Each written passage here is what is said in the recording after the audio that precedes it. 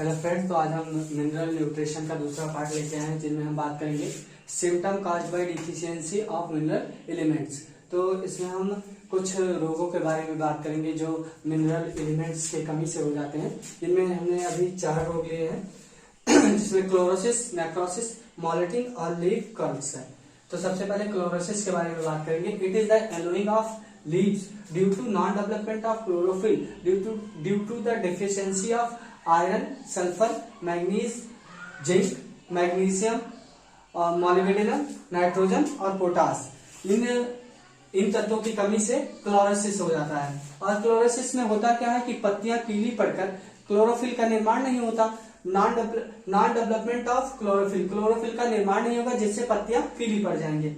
और ये इतने सारे तत्व जो है, आयरन है, सल्फर है, मैग्नीज है, जिंक है, मैग्नीशियम है, मॉलिब्डेनम है, नाइट्रोजन है और पोटेशियम है।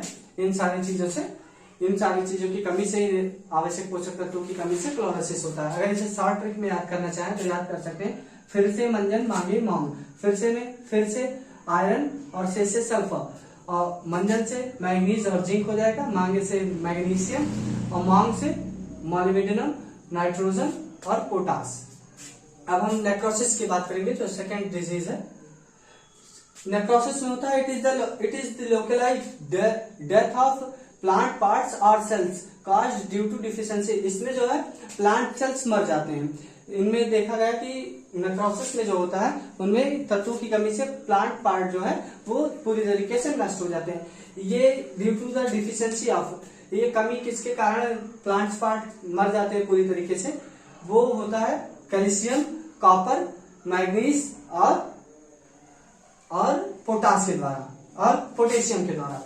अब इसे शॉर्ट ट्रिक में कैसे याद करें, काकू मांगे कैटरीना, इस शॉर्ट ट्रिक से हम इसे याद कर सकते हैं कि नेक्रोसिस में कौन कौन से तत्वों की कमी से नेक्रोसिस हो जाता है। और mottling it is the appearance of non green patch in the leaves caused to deficiency of zinc, potassium और बहुत सारे तत्व हैं जिनकी कमी से ये रोग होता है। तो इसमें होता क्या है कि मॉल्टिंग में जो है सफेद चकत्ते पड़ जाते हैं, अर्थात नॉन ग्रीन पैच, पत्तियों पर सफेद चकत्ते पड़ जाते हैं। और ये किसकी कमी से होता है, जिंक और पोटेशियम की कमी से। अब लीफ कर्ल, ये चौथा डिजीज है। यह it is the curling of leaves due to the abnormal growth caused due to the deficiency of magnesium, manganese and boron की कमी से। इन तत्वों की कमी से ये लीफ कर्ल होता है। लीफ कर्ल में होता है क्या है कि पत्तियों में एबनॉर्मल, जो नॉर्मल कंडीशन होती है पत्तियों की, वो हटकर एबनॉर्मल कंडीशन आ जाती है, पत्तियां मुड़ जाती हैं। तो अब हम बात करेंगे इनहिबिशन ऑफ सेल डिवीजन।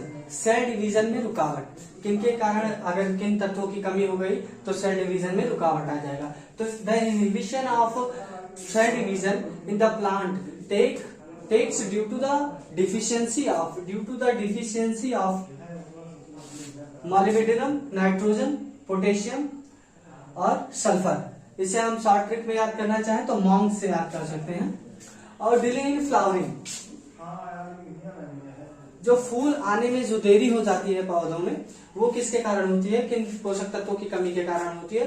तो delay in flowering due to the deficiency of flowering due to molybdenum, sulphur और नाइट्रोजन। इसे हम शॉर्ट ट्रिक में याद करना चाहें तो मोशन से याद कर सकते हैं। अर्थात जो सेल डिवीजन में जब रुकावट आती है, पौधों के सेल डिवीजन में रुकावट आएगी, अर्थात पौधे की वृद्धि रुक जाएगी, तो उसमें खास तत्व जो है, जो पोषक तत्व होते हैं जिनकी कमी से ये होता है, वो है मॉलिब्डेनम, नाइट्रोजन, पोटेशियम और सल्फर। और डिले इन फ्लावरिंग, अर्थात फ्लावरिंग, जब पौधे में फूल नहीं आएंगे या देरी से फूल आएंगे, उसके लिए जब पोषक तत्वों की कमी से होता है तो वो मॉलिब्डेनम, सल्फर और नाइट्रोजन है। चलो अब इसके बाद हम बात करेंगे main role of mineral elements in plant, अर्थात जो मिनरल एलिमेंट्स हैं इनका रोल क्या है प्लांट में। तो सबसे बड़ा जो रोल है वो सिंथेसिस ऑफ बायोमॉलिक्यूल्स, अर्थात बायोमॉलिक्यूल्स का संश्लेषण, जिनमें कार्बन, हाइड्रोजन और ऑक्सीजन ये मोस्ट इंपॉर्टेंट है। Carbon, hydrogen and oxygen occurs almost in all biomolecules. अर्थात ये जो कार्बन, हाइड्रोजन और ऑक्सीजन है ये मुख्य जो है ऑलमोस्ट इन ऑल बायोमॉलिक्यूल्स, मतलब ये सभी बायोमॉलिक्यूल्स इनसे प्राप्त होते हैं। और nitrogen is essential constituent of protein, nucleic acid, vitamin and chlorophyll. अर्थात जो नाइट्रोजन है ये एक आवश्यक पोषक तत्व है, कॉन्स्टिट्यूएंट अर्थात पोषक तत्व है। Nitrogen protein, nucleic acid, vitamin and chlorophyll, अर्थात इसकी उपस्थिति में ये सारे तत्व इनके सारे तत्वों का निर्माण होता है। अब सल्फर की बात की जाए तो सल्फर अकर्स इन सम, अर्थात कुछ प्रोटीन और को एंजाइम ये सल्फर की उपस्थिति में होता है। और magnesium is a essential constituent of chlorophyll, अर्थात क्लोरोफिल के निर्माण में जो है मैग्नीज अहम भूमिका अदा करता है। अब दूसरा जो है एज एंजाइम एक्टिवेटर, ये एक एंजाइम एक्टिवेटर का भी काम करते हैं मिनरल एलिमेंट्स हैं। तो mineral elements such as calcium, manganese, zinc, copper and potassium acts as a cofactor of enzyme. ये जो तत्व है ये एंजाइम के कोफैक्टर के रूप में काम करते हैं। अकेले पोटेशियम एक्ट्स एज अर्थात potassium act as a cofactor of over 14 enzymes, अर्थात अकेले पोटेशियम ही 40 को एंजाइम के कोफैक्टर को नियंत्रित करता है।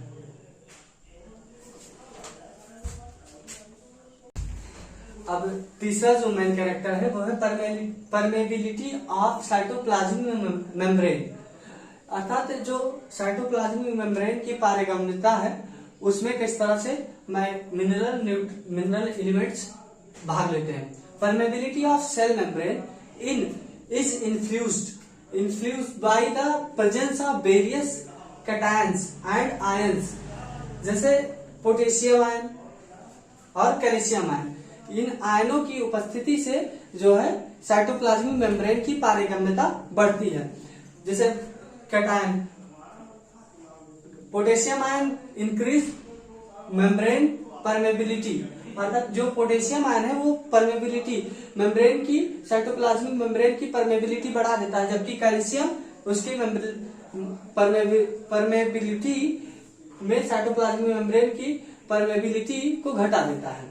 अर्थात पोटेशियम परमेबिलिटी को बढ़ा देगा और कैल्शियम परमेबिलिटी को घटा देगा।